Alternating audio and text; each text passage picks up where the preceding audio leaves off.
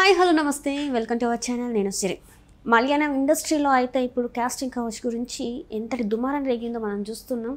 So ఇలాంటి క్రమంలోనే ఒక యాక్ట్రెస్ బయటకు వచ్చి, మిను మునీర్ అనే యాక్ట్రెస్ అయితే బయటకు వచ్చి తనని ఒక సినిమా సందర్భంగా ముగ్గురు తనని లైంగికంగా వేధించారని చెప్పేసి బహిరంగంగా తను మాట్లాడడం జరిగింది. ఇంతకీ ఏమైంది అనేది మనకు వివరించడానికి మనతో పాటు ఉన్నారు ప్రముఖ సినీ క్రిటిక్ యజ్ఞమూర్తి గారు. నమస్కారం సార్. నమస్తే సిరి. సార్, ఇప్పుడు ఇండస్ట్రీలో ముఖ్యంగా చూసుకున్నట్టయితే ఇప్పుడు మనం కొన్ని రోజుల నుంచి చూస్తున్నాం, మలయాళం ఇండస్ట్రీ నుంచి కాస్టింగ్ కౌచ్ గురించి ఏదైతే జరుగుతుందో అది మనం చూస్తున్నాం. సో దీంట్లో మిను మునీర్ అనే యాక్ట్రెస్ బయటకు వచ్చి తన ఒక సినిమా సందర్భంగా ముగ్గురు తనని వేధించారు లైంగికంగా అని చెప్పేసి తను బయటపెట్టడం జరిగింది. అసలు దీన్ని అసలు ఎలా చూడాలంటే, అంటే సినిమాలు తీయడం మాత్రం అమ్మాయిల గురించి చాలా గొప్పగా ఇస్తారు, కానీ తీరా లోపలికి చూస్తే మాత్రం ఇలా ఉంది. అసలు దీన్ని ఎలా చూస్తారంటారు? యాక్చువల్గా మనకి సౌత్ ఇండస్ట్రీలో అవార్డ్ ఫిలిమ్స్ అంటే, అలాగే సెన్సిబుల్ ఫిలిమ్స్ అంటే పెట్టింది పేరంటే మలయాళ ఫిలిం ఇండస్ట్రీనే. సో అక్కడి నుంచి వచ్చినటువంటి అనేక సినిమాలు జాతీయ అవార్డు గెలుచుకున్నాయి. గొప్ప గొప్ప దర్శకులు అక్కడి నుంచి ఉద్భవించారు, గొప్ప గొప్ప నటులు ఉన్నారు అక్కడ. సో ఇప్పటికీ కూడా అక్కడ సూపర్ స్టార్లు మోహన్ లాల్, మమ్ముట్టి లాంటి వాళ్ళు ఉన్నారు. సో ప్రేమ్ నజీర్ లాంటి, అంటే సౌత్ ఇండస్ట్రీలోనే కాదు ఇండియాలోనే అత్యధిక చిత్రాల్లో మోర్ దాన్ 700 ఫిలిమ్స్ హీరోగా యాక్ట్ చేసినటువంటి యాక్టర్గా ఒక చరిత్ర సృష్టించిన ప్రేమ్ నజీర్ ఉన్నటువంటి అలాంటి గొప్ప ఇండస్ట్రీ ఈరోజు ఒక అట్టుడిగినట్టు ఉడిగిపోతూ ఉంది. జస్టిస్ హేమ కమిటీ ఏవైతే ఆ రిపోర్టు ఇచ్చిందో ఆ రిపోర్ట్లో ఉన్న విషయాలు, సో మలయాళ చిత్రసీమలో ఆడవాళ్ళు, అంటే అటు నటులు కానివ్వండి, టెక్నీషియన్స్ కానివ్వండి, ఎలా లైంగిక వేధింపులకు గురవుతున్నారు, అక్కడ అవకాశాలు రావాలంటే ఆడవాళ్ళకి సో ఎలాంటి అంటే హేయమైనటువంటి కొన్ని పనులు చేయాల్సి వస్తూ ఉందో, సో వాళ్ళు అంగీకరించకపోతే దానికి సో వాళ్ళకి ఇండస్ట్రీలోనే చోటు లేకుండా చేయటం కోసం ఎలా మగవాళ్ళు ప్రయత్నాలు చేస్తున్నారు, ఇవన్నీ కూడా క్రోడీకరించి సో జస్టిస్ హేమ కమిటీ ఏదైతే ఇచ్చారో అది నిజంగానే ఈరోజు అనేక మంది ముందుకు వచ్చి గతంలో తమకు జరిగినటువంటి ఇన్సిడెంట్స్, తనకు జరిగినటువంటి అవమానాలు, తమ మీద జరిగినటువంటి దౌర్జన్యాలు బహిర్గతం చేయటం మొదలుపెట్టారు. మనకు తెలుసు 2016, 17, 18లో మీటూ మూవ్మెంట్ అనేది ఎంతగా ఒక రేజ్ లాగా వచ్చిందో. ఆ టైంలో అంటే ఎక్కడో హాలీవుడ్లో పుట్టినటువంటి ఒక చిన్న ఉద్యమం తర్వాత ఇక్కడ ఇండియాకు కూడా పాకేది. సో చాలామంది తమ మీద జరిగినటువంటి అఘాయిత్యాల గురించి తమ వాయిస్ని వినిపించారు. సో ఇప్పుడు మళ్ళీ కొంత గ్యాప్ తర్వాత జస్టిస్ హేమ కమిటీ ఇచ్చినటువంటి రిపోర్టు తర్వాత అందులో మనకందరికీ బాగా తెలిసినటువంటి, మనం బాగా అభిమానించినటువంటి నటి శారద కూడా ఆ కమిటీలో ఒక సభ్యురాలు.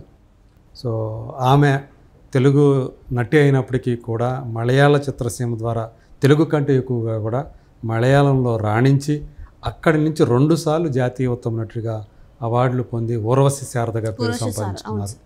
సో అలాంటి ఆమె కూడా ఉన్న కమిటీ ఇచ్చిన రిపోర్టు ఏదైతే ఉందో ముఖ్యమంత్రికి సమర్పించి అక్కడ పినరయి విజయన్కి సమర్పించిన తర్వాత ఒక్కొక్కరుగా మలయాళ ఇండస్ట్రీలో తమకు ఎదురైనటువంటి లైంగిక వేధింపులు, చేదు అనుభవాల గురించి వాయిస్ వినిపిస్తూ వచ్చారు.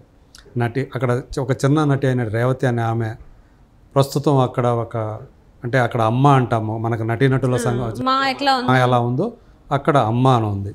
సో ఆర్టిస్ట్ అసోసియేషన్ అది అక్కడ మలయాళం ఆర్టిస్ట్. సో దాంట్లో ఒక ఆఫీస్ బేరర్గా ఉన్నటువంటి సిద్దిక్ అనే ఒక నటుడు, దర్శకుడు, ఆయన చాలా పేరు పొందినాడు, చాలా సీనియర్. ఆయన తనని లైంగికంగా వేధించారని చెప్పేసి ఆమె ఆరోపణ చేయటం, అతను తన జనరల్ సెక్రటరీ పదవికి రాజీనామా చేయటం, ఇవన్నీ మనం చూసాం. ఆ తర్వాత మళ్ళీ తులసీదాస్ అని ఒక సీనియర్ మోస్ట్ డైరెక్టర్ ఒక ఆయన ఉన్నారు, ఆయన మీద గీతా విజయన్ అని ఆమె ఆరోపణలు చేసింది. సో తన షూటింగ్ టైంలో పదే తను ఉన్న రూమ్ డోర్లో ఆయన పదే తట్టేవాడు. సో అట్లాగే మళ్ళీ ఇంకొక ఆమె రీసెంట్గా తులసీదాస్ గురించే ఇంకొక ఆమె కూడా అలాగే చెప్పారు.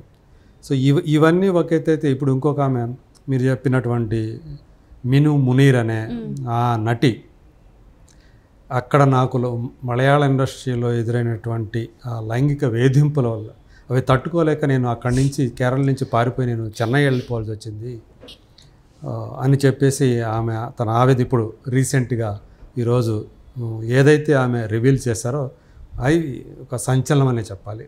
ఏకంగా 4 నటులు, అందులో ముఖేష్ అని ఒక సీనియర్ నటుడు, మలయాళం సీనియర్ నటుల్లో చాలా ప్రముఖమైనటువంటి నటుడు, అనేక క్యారెక్టర్స్తో మెప్పించినటువంటి నటుడు.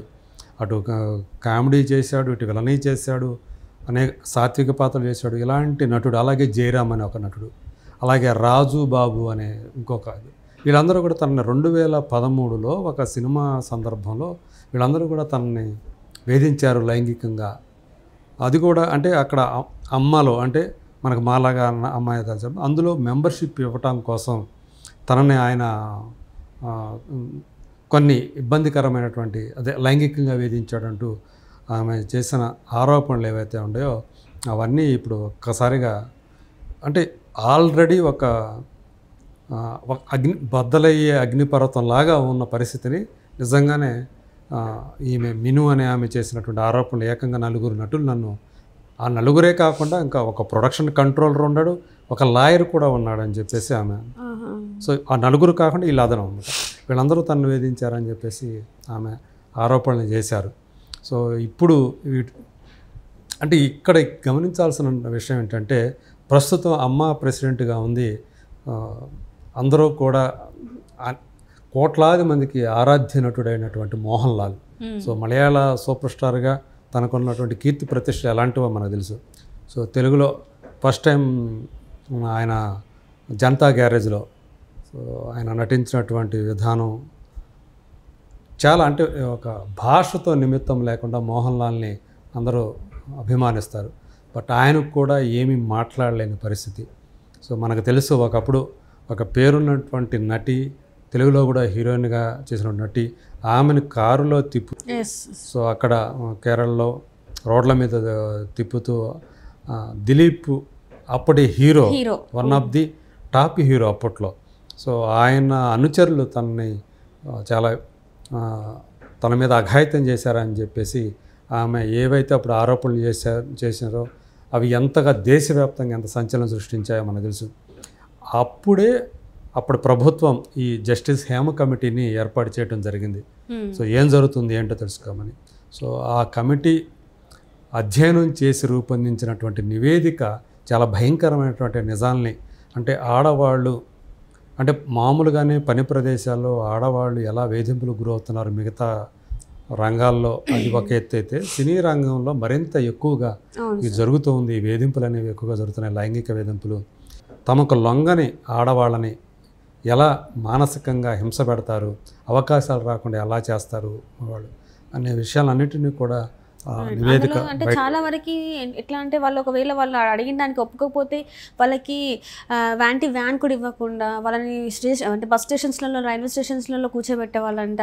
అండ్ ఇంకొకటి ఏంటంటే నైట్ టైం బాగా మందు తాగేసి వచ్చి వాళ్ళ డోర్స్ని బాగా నాక్ చేసేవాళ్ళంట. అసలు చాలా ఇబ్బంది అంట. అసలు వాళ్ళు చెప్పింది వినకపోతే కామెంట్ రూపంలో కూడా వాళ్ళని హెరాస్ చేసేవాళ్ళంట. వాట్సాప్ మెంబర్స్కి అసలు ఒకలాంటి మెసేజ్ పంపించేవాళ్ళంట. చాలా అనేకం ఉన్నాయి సార్. అసలు 1, 2 అని కాకుండా అసలు అది చూస్తూ ఉంటే అసలు ఆడపిల్లలకి నిజంగానే అంటే సినిమా ఇండస్ట్రీ అనే కాదు సార్ నేను మాట్లాడేది, ఎక్కడైనా కూడా ఆడపిల్లలకి అసలు భద్రత అనేది ఉందా అనే క్వశ్చన్ నిజంగా రేజ్ అవుతుంది. అదే అంటే ఇక్కడ భద్రత అంటే ఇక్కడ ఖచ్చితంగా ఆడవాళ్ళు కూడా గట్టిగా తమకు ఎప్పుడైనా సరే ఏదైనా సరే ఇబ్బందికర పరిస్థితి ఎదురవుతుంది ఎవరి వలన అంటే ఇమ్మీడియట్గా దాని మీద రెస్పాండ్ అవ్వాల్సిన అవసరం ఖచ్చితంగా ఆడవాళ్ళకు ఉంది. సో వాళ్ళు ఇమ్మీడియట్గా స్పందించి తమకు జరుగుతున్నటువంటి ఏదైతే ఇబ్బందికర పరిస్థితి అక్కడ ఎదురవుతుందో ఆ పని ప్రదేశంలో దానిని అక్కడ ఉండే మిగతా ఆడవాళ్ళు ఉంటారు, కొన్ని హైరార్కీలో పెద్దవాళ్ళు ఉంటారు. సో వాళ్ళకి ఫిర్యాదు చేయటమో లేదా ఇమ్మీడియట్గా తమ ఇంట్లో చెప్పడమో, దీని మీద ఏదైనా కంప్లైంట్లు సో ఇంట్లో వాళ్ళకి చెప్పినప్పుడు కూడా కంప్లైంట్ చేయడానికి అవకాశం ఉంటుంది. సో సాధారణంగా ఏంటంటే చాలా చోట్ల మనకి ఆడవాళ్ళు బయటకు ఫిర్యాదు చేయరు. పోలీస్ కంప్లైంట్ ఎందుకు ఎవరంటే అనవసరంగా పరువు ఎందుకు, ఇలా మళ్ళీ బయటకు వచ్చిందంటే ఇలా జరిగింది తమకంటే దీన్ని క్వశ్చన్ చేసేవాళ్ళు, తమ సమాజంలో తమ పట్ల మిగతా వాళ్ళు ఎవరో చుట్టుపక్కల వాళ్ళు ప్రవర్తించే తీరు మారిపోతుంది, తమను చూసే ధోరణి మారిపోతుంది. సో తమకి కొంచెం పరువు తక్కువగా ఉంటుంది అన్న అభిప్రాయం ఏదైతే ఉందో దీనిని సో ఇది ఆడవాళ్ళ బలహీనతగా భావించి చాలామంది మగవాళ్ళు దాన్ని ప్లస్ పాయింట్గా చూసుకొని ఇలాంటి అఘాయిత్యాలకు పూనుకుంటారు. చాలా సందర్భాల్లో ఆడవాళ్ళు లొంగిపోవటానికి కారణం కూడా ఇలాంటిదే. అంటే మనం చూసాం సార్, మొన్న ఏదైతే కోల్కతా కేసులో జరిగిందో అక్కడ ఆ ప్రిన్సిపాల్ అనడం జరిగింది ఏంటంటే ఆ అమ్మాయి అక్కడ ఒంటరిగా ఏం చేస్తుందని. తను ఏం అడవిలో లేదు కదా, బయట రోడ్ల మీద తిరగట్లేదు, తను ఉంది ఒక హాస్పిటల్లోనే, అది కూడా ఒక రెస్ట్ ప్లేస్లో ఉంది. ఉండకూడదా? అతనే అంటున్నాడు అంత చదువుకొని అంత అతనే ఆమెకు అక్కడేం పని ఉంది, అక్కడ ఉండాల్సిన అవసరం ఏంది ఒంటరిగా అని చెప్పేసి అంటే ఇంకా మిగతా వాళ్ళ స్టేట్ ఆఫ్ మైండ్ ఎలా ఉంటుంది అంటే అదే మగవాళ్ళు అక్కడ ఒంటరిగా ఉంటే ఆ ప్రశ్న రాదు, ఆడవాళ్ళు ఉంటే మాత్రం ప్రశ్నలు వస్తున్నాయి. అది ఏ కారణం చేతైనా ఆమె అక్కడ ఉండొచ్చు, దానికి ఏదో ఉంటుంది ఆమె అక్కడ ఉందంటే, లేదా కావాలని తను ఒంటరితనం కోరుకొని ఉండవచ్చు. సో దానికి క్వశ్చన్ చేసే అధికారం నీకెక్కడ ఉంది? సో మగవాళ్ళని అయితే ఒక రకంగా ట్రీట్ చేయడం, ఆడవాళ్ళని అయితే ఇంకొక రకంగా ట్రీట్ చేయడం ఏదైతే ఉందో అది పోనంతకాలం ఇక్కడ మనకి ఈ వివక్ష అనేది కంటిన్యూ అవుతూనే ఉంటుంది.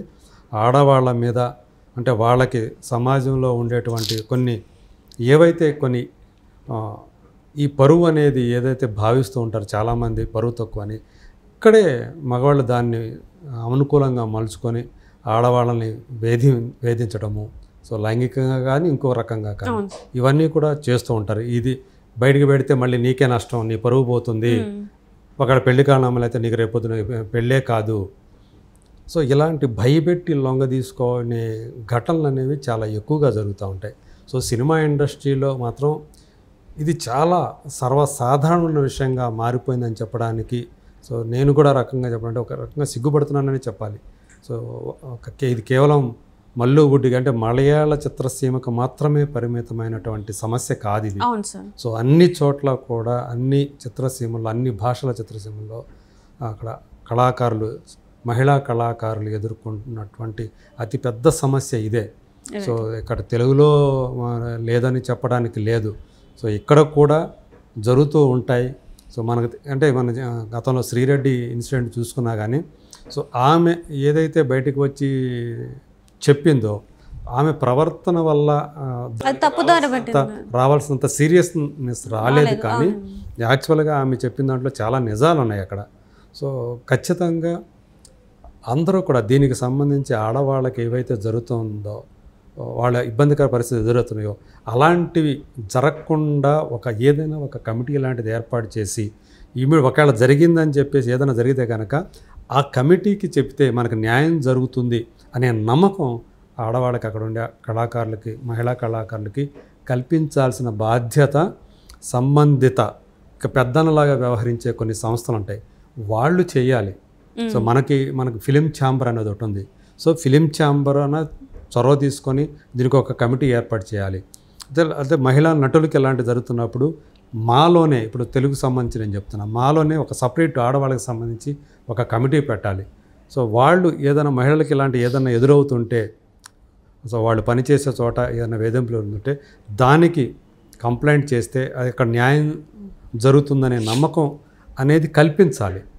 మరి కానీ ఇక్కడ అది జరుగుతుందా లేదా అనే సందేహాలు ఆడవాళ్ళకి మళ్ళీ ఏర్పడినప్పుడు అది పెట్టి కూడా ప్రయోజనం లేదు అలాంటిది. సో ఆ వాతావరణం కూడా అలాంటి తమకు జరుగుతున్నటువంటి ఏవైతే తాము ఎదుర్కొంటున్నారో ఇబ్బందులు వాటిని స్వచ్ఛందంగా అలాంటి ఫ్రీగా పోయి కంప్లైంట్ చేసే చెప్పుకునే అది మాత్రం ఆ వెసులుబాటు కానివ్వండి అది ఖచ్చితంగా వాళ్ళకు ఉన్నప్పుడు మాత్రమే ఎంతో కొంత వాళ్ళకి ఇబ్బందికర పరిస్థితులు లేకుండా న్యాయం జరగడానికి అవకాశాలు ఎక్కువగా ఉంటాయి. Right sir, right. Thank you so much sir. Thank you.